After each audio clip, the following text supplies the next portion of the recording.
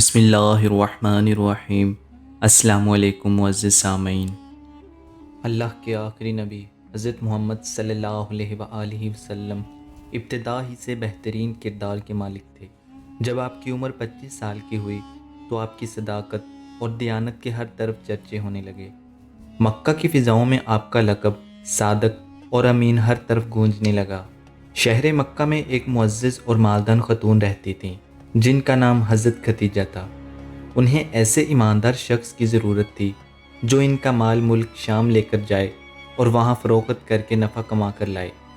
آپ کی امانت اور صداقت کی شہرت جب حضرت خدیجہ رضی اللہ تعالیٰ عنہ تک پہنچی تو انہوں نے آپ کو پیغام بھیجا کہ آپ میرا مال تجارت کے لیے ملک شام لے کر جائیں۔ جو تنخواہ میں دوسروں کو دیتی ہوں آپ کو اس کا 2 گنا دوں گی۔ آپ نے ان کی یہ درخواست قبول فرما لی اور تجارت کا سامان لے کر ملک شام روانہ ہو گئے۔ اس سفر میں حضرت خدیجہ رضی اللہ تعالیٰ عنہ کا غلام مصرع بھی آپ کے ساتھ تھا جو آپ کی خدمت اور دیگر ضروریات پوری کرتا تھا۔ ایک بار پھر جب آپ ملک شام کے مشہور شہر بصرہ پہنچے تو وہاں نستورہ راہب کی عبادت گاہ کے قریب قیام فرمایا۔ وہ راہب مصرع کو پہلے سے جانتا تھا، اسی بنیاد پر وہ اس کے پاس آیا اور آپ کی طرف اشارہ کر کے کہنے لگا، یہ کون ہے جو اس درخت کے نیچے اترے ہیں؟ مصرع نے جواب دیا، یہ شہر مکہ کے رہنے والے ہیں، بنو ہاشم سے تعلق رکھتے ہیں، ان کا نام محمد ہے اور لقب امین ہے۔ راہب کہنے لگا، سوائے نبی کے آج تک اس درخت کے نیچے کوئی نہیں اترا۔ پھر اس نے پوچھا، کیا ان کی آنکھوں میں سرخی رہتی ہے؟ مصرع نے جواب دیا، ہاں وہ تو ہر وقت رہتی ہے۔ یہ سن کر نستورہ کہنے لگا، یہی اللہ کے آخری نبی ہیں، مجھے ان میں وہ تمام نشانیاں نظر آ رہی ہیں جو توریت اور زبور میں ہیں۔ کاش میں اس وقت تک زندہ رہوں جب یہ اپنی نبوت کا اعلان فرمائیں گے۔ اگر میں زندہ رہا تو ان کی بھرپور مدد کروں گا اور ان کی خدمت میں پوری زندگی گزار دیتا۔ اے مصرع، میں تمہیں نصیحت کرتا ہوں کہ کبھی ان سے جدا مت ہونا، ان کی خدمت کرتے رہنا، کیونکہ اللہ پاک نے انہیں نبوت کا شرف عطا فرمایا ہے۔ آپ سامان تجارت بیچ کر جلد واپس تشریف لے آئے۔ جب آپ کا قافلہ مکہ واپس پہنچا تو اس وقت حضرت خدیجہ رضی اللہ تعالیٰ عنہ مکان کی چھت پر بیٹھی ہوئی تھی۔ انہوں نے یہ منظر دیکھا کہ حضرت محمد صلی اللہ علیہ وآلہ وسلم پر 2 فرشتے دھوپ سے سایہ کیے ہوئے ہیں۔ اس منظر نے حضرت خدیجہ کے دل پر گہرا اثر کیا۔ کچھ دن کے بعد انہوں نے اپنے غلام مصرع سے اس بات کا ذکر کیا تو مصرع نے بتایا کہ میں تو پورے سفر میں اسی طرح کے مناظر دیکھتا رہا ہوں۔ پھر مصرع نے اس طویل سفر میں آپ کی صداقت، دیانت، حسن سلوک اور غم خواری جیسے معاملات کو سمجھنے اور کاروباری مہارت کے جو روح پرور مناظر اپنی آنکھوں سے دیکھے وہ بیان کیے۔ نستورہ راہب جس طرح آپ پر فدا ہو گیا تھا اور آپ کے مستقبل کے بارے پیشن گوئیاں کی تھی، یہ سن کر حضرت خدیجہ کے دل میں آپ کے لیے عقیدت اور محبت پیدا ہو گئی۔ حضرت خدیجہ مکے کی مالدار اور بہت محترم اور معزز خاتون تھیں۔ آپ کا تعلق قبیلہ قریش کی شاخ بنو اسد بن عبد العزیٰ سے تھا۔ ان کا سلسلہ نسب 3 واسطوں سے رسول اللہ صلی اللہ علیہ وآلہ وسلم سے ملتا ہے۔ اہل مکہ انہیں ان کی پاک دامنی کی وجہ سے طاہرہ یعنی پاک باز کے لقب سے یاد کرتے ہیں۔ ان کی عمر اس وقت 40 سال کی ہو چکی تھی۔ انہوں نے 2 شادیاں کی تھی اور ان کے دونوں شوہر انتقال کر گئے تھے۔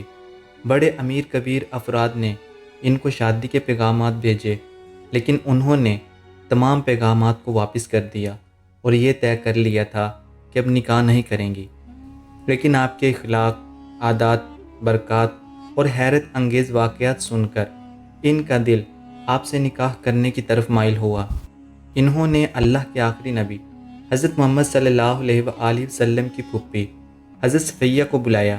حضرت صفیہ بی بی خدیجہ رضی اللہ تعالیٰ عنہ کے بھائی عوام بن خویلد کی بیوی تھی۔ انہیں بلا کر ان سے آپ کے کچھ ذاتی حالات کے بارے میں معلومات لیں۔ پھر شام کے سفر سے واپسی کے تقریباً 3 ماہ بعد انہوں نے آپ کی طرف نکاح کا پیغام بھیجا۔ اس رشتے کو پسند کرنے کی وجہ خود حضرت خدیجہ رضی اللہ تعالیٰ عنہ یوں فرماتی ہیں، میں نے آپ کے اچھے اخلاق اور آپ کی سچائی کی وجہ سے آپ کو پسند کیا۔ آپ نے اس درخواست کو اپنے خاندان کے بڑوں اور اپنے چچاؤں کے سامنے رکھا۔ انہوں نے یہ رشتہ منظور کر لیا۔ آپ کا نکاح ہوا، جس میں آپ کے چچا ابو طالب نے خطبہ پڑھایا اور اپنے مال سے 20 اونٹ حق مہر مقرر کیا۔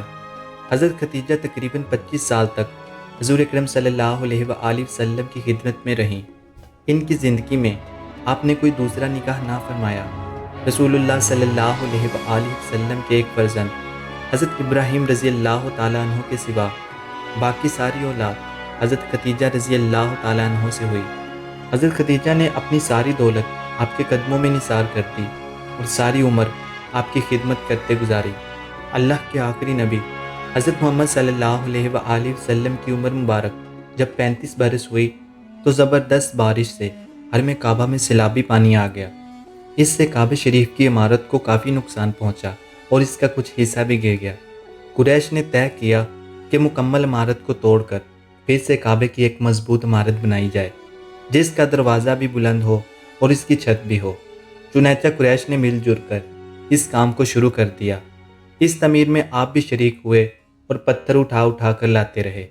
مختلف قبیلوں نے کعبہ شریف کی عمارت کے مختلف حصے آپس میں تقسیم کر لیے، لیکن جب حجر اسود رکھنے کا مرحلہ آیا تو فتنوں نے سر اٹھانا شروع کر دیا۔ قبیلوں کا آپس میں سخت اختلاف ہو گیا۔ ہر قبیلے کی خواہش تھی کہ حجر اسود کو نصب کرنے کا اعزاز حاصل ہو۔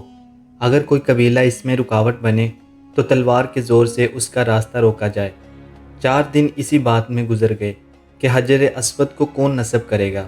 ایک بوڑھے شخص نے اس جھگڑے کو ٹالنے کے لیے یہ تجویز پیش کی کہ کل جو شخص صبح سویرے سب سے پہلے حرم مکہ میں داخل ہو اسی سے ہم فیصلہ کروائیں گے۔